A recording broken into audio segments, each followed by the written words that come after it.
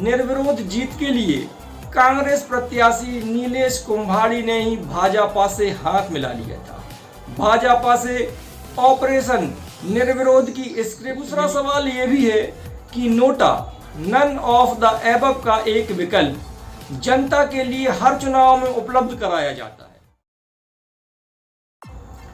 बधाई हो, गुजरात की सूरत लोकसभा सीट बीजेपी बिना चुनाव के ही जीत गई और जीते हुए सांसद महोदय ने ये जीत प्रधानमंत्री नरेंद्र मोदी के लिए अर्पित की है। जी हां, वही प्रधानमंत्री जो मुश्किल से एक हफ्ते पहले ही संविधान न खत्म करने की कस्में अलग अलग मंचों से खा रहे थे। अब सवाल ये है कि जो सूरत में किया गया है क्या वह संवैधानिक है? क्या इससे वहां के आम नागरिकों के अधिकार नहीं छीने जा रहे हैं, या उनके लिए और दुनिया की सबसे बड़ी लोकतांत्रिक पार्टी बीजेपी के लिए केवल जीत ही सब कुछ है और उसके लिए वे कितना भी गिर सकते हैं? आपको बता दें, सूरत लोकसभा सीट पर बीजेपी के उम्मीदवार मुकेश दलाल की निर्विरोध जीत विवादों में है।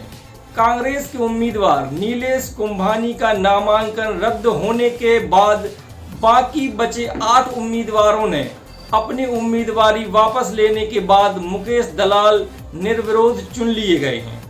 अब इस मामले में कांग्रेस ने चुनाव आयोग में शिकायत की है। कांग्रेस का आरोप है कि अनुचित प्रभाव के जरिए मुकेश दलाल को विजेता घोषित किया गया है।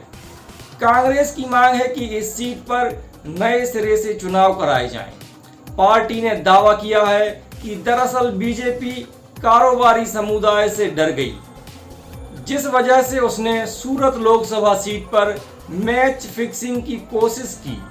कांग्रेस प्रवक्ता अभिषेक मनु सिंघवी ने कहा कि प्रधानमंत्री नरेंद्र मोदी के अन्याय काल में लघु, छोटे और मझोले उद्यमियों MSME और कारोबारी समुदाय परेशान है। इनके गुस्से ने बीजेपी को इतना डरा दिया है कि इन्होंने सूरत लोकसभा सीट पर मैच फिक्सिंग की। हमारे चुनाव, लोकतंत्र, बाबा साहेब अंबेडकर का संविधान सभी खतरे में है। ये हमारे जीवन का सबसे महत्वपूर्ण चुनाव है। कांग्रेस का आरोप है कि अनुचित प्रभाव के जरिए मुकेश दलाल को विजेता घोषित किया गया। कांग्रेस की मांग है कि इस सीट पर नए सिरे से चुनाव कराए जाएं। उन्होंने कहा कि ये कोई ऐसा मामला नहीं है जहां मामले पर चुनाव याचिका के जरिए फैसला होगा। सिंघवी ने कहा कि सूरत में 4 प्रस्तावकों ने कांग्रेस उम्मीदवार को नॉमिनेट किया था, लेकिन अचानक चारों ने अपने हस्ताक्षरों को झुठला दिया। चारों ने इकट्ठे? ये कोई संयोग नहीं है। हमारा उम्मीदवार कई घंटों तक गुमशुदा था और जब तक वह सामने आए हमें पता चला कि अन्य सभी उम्मीदवारों ने अपनी उम्मीदवारी वापस ले ली है। हमारे डमी उम्मीदवार का भी नामांकन खारिज कर दिया गया। गुजरात की सभी 26 लोकसभा सीट पर मतदान तीसरे चरण में यानी 7 मई को होना है, जिसके लिए नामांकन दाखिल करने की अंतिम तारीख 19 अप्रैल थी और नामांकन वापस लेने की तारीख 22 अप्रैल थी। राज्य की सूरत लोकसभा सीट से कांग्रेस और बीजेपी समेत कुल 11 प्रत्याशियों ने अपना पर्चा भरा था। बीजेपी से मुकेश दलाल, कांग्रेस के नीलेश कुंभानी, बसपा से प्यारेलाल भारती, सरदार वल्लभ भाई पटेल पार्टी से Abdul Hamid Khan, global Republican party से जयेश मेवाड़ा, लोक पार्टी से सोहेल खान ने नामांकन किया था। इनके अलावा अजीत सिंह उमट, किशोर डायानी, बारैया, रमेश भाई और भरत प्रजापति निर्दलीय चुनाव मैदान में थे। इनके अलावा कांग्रेस ने अपने वैकल्पिक उम्मीदवार सुरेश पडसाला को भी नामांकन कराया था, लेकिन उसे भी प्रस्तावकों के कारण खारिज कर दिया गया। आखिर किस तरह चालबाजी की जा रही है?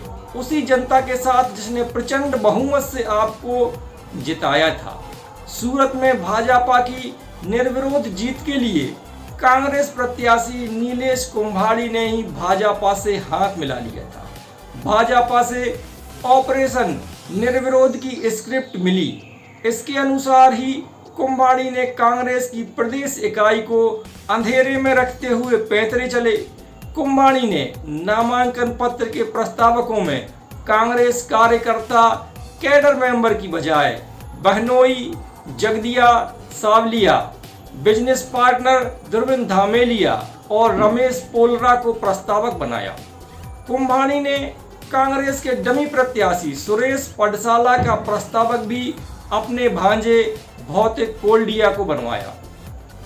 हम आपको बता दें कि सूरत लोकसभा सीट पर 1989 से ही बीजेपी का कब्जा रहा है। इससे पहले पूर्व प्रधानमंत्री मोरारजी देसाई यहां से 5 बार सांसद रहे थे। फिर इसी सीट पर भी ये सब करने की आखिर क्या जरूरत पड़ गई। मध्य प्रदेश की खजुराहो लोकसभा सीट पर भी इंडिया गठबंधन की समाजवादी पार्टी की प्रत्याशी मीरा यादव का नामांकन भी रद्द हो गया है। मगर यह गुजरात नहीं है तो बाकी उम्मीदवारों को ना तो 5 स्टार होटल में ले जाया पाया गया, ना ही इन पर दबाव बना और यहाँ मतदान भी होना है। आप मध्य प्रदेश के दैनिक भास्कर की खबर की तस्वीर देखिए। ऊपर मोदी की गारंटी और नीचे उनका खेल छापा है। लिखा है कि सियासत का साम दाम दंड भेद। बसपा टिकट पर प्यारेलाल भारती सहित छोटे दलों के 4 प्रत्याशी सूरत से मैदान में थे। वह सूरत से वडोदरा पहुंचकर एक फार्म हाउस में जा बैठे। प्यारेलाल की खोजबीन शुरू हुई। बसपा प्रत्याशी से संपर्क न होने पर क्राइम ब्रांच जुटी। लोकेशन के आधार पर कार्रवाई हुई। अंततः सोमवार को वह सूरत लौटने के साथ ही 5 स्टार होटल पहुंचे। भाजपा ने साम दाम दंड भेद की नीति अपनाई। इसी तर्ज पर सरदार वल्लभ भाई Patel party, global Republican party और लोक पार्टी सहित सभी 4 दलों के प्रत्याशियों ने अंतिम दिन सोमवार को नामांकन पत्र वापस लेकर भाजपा का रास्ता साफ कर दिया। इस तरह आम जनता से अब मतदान का भी अधिकार छीना जा रहा है। ऐसे में विपक्ष का संविधान बचाने का चुनाव का नारा सच साबित होता जा रहा है। अब 2 सामान्य से सवाल हैं जो हो सकता है कि आपके मन में भी हों। पहला, क्या कैंडिडेट निर्विरोध होने पर भी जीत का प्रमाण पत्र उसी दिन जारी किया जा सकता है, जबकि परिणाम के लिए शेड्यूल डेट अलग से निर्धारित है? ये भी नियम के खिलाफ है। दूसरा सवाल ये भी है कि NOTA none of the above का एक विकल्प जनता के लिए हर चुनाव में उपलब्ध कराया जाता है। भले ही उसे कम वोट मिलते हों, मगर नोटा एक प्रत्याशी की ही तरह व्यवहार किया जाता है।